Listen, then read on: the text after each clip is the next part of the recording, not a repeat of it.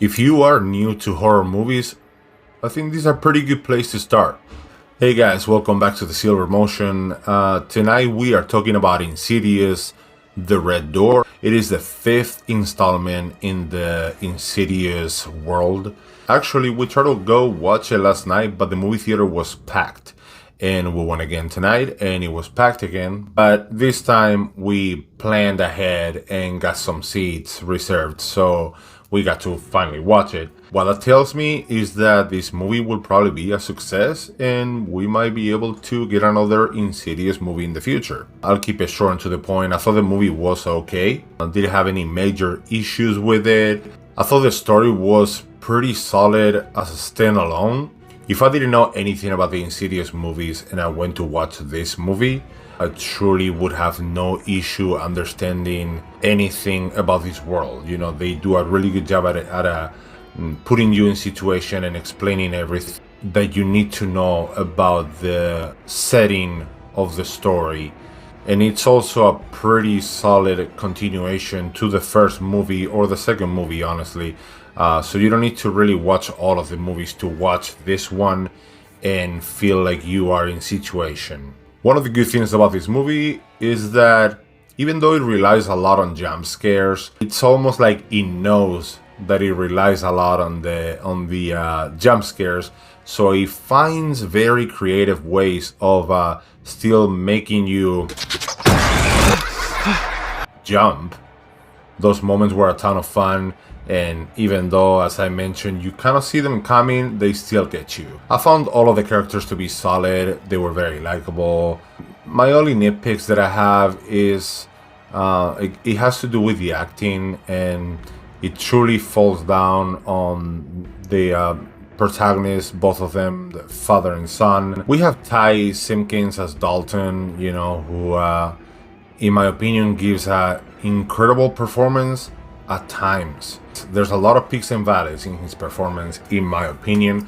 You know, a lot of times you're like, wow, this guy really is knocking it out of the park.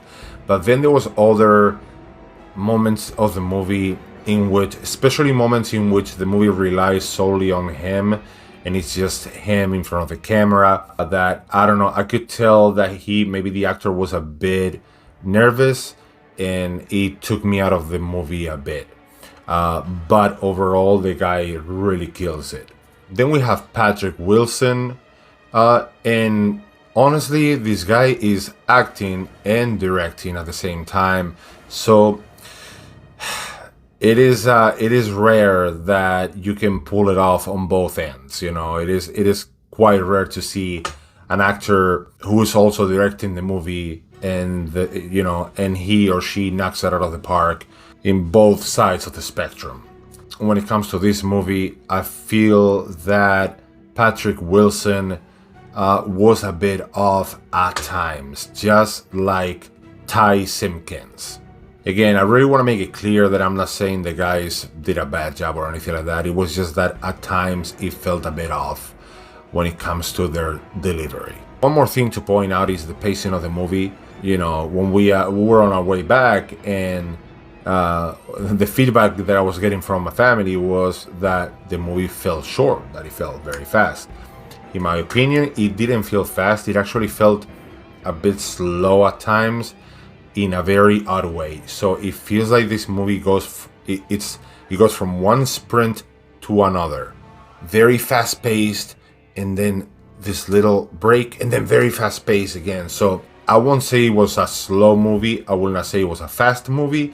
I will simply say it was a oddly paced movie. And last but not least, guys, I want to point out that I really like the message of this movie.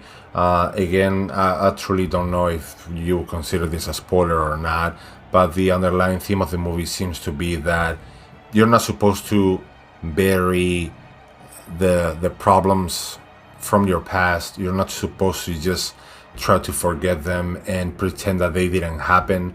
You're supposed to face them and ultimately find an outlet to deal with them and create something positive out of something negative that happened in your life. And in this case, it was art, it was painting that Dalton did. He was an artist, he was a painter.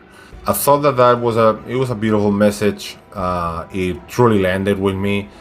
Lately, I am really trying to look at movies, especially horror movies, for their subtext and their underlying themes, and I really, really loved the underlying message of this movie.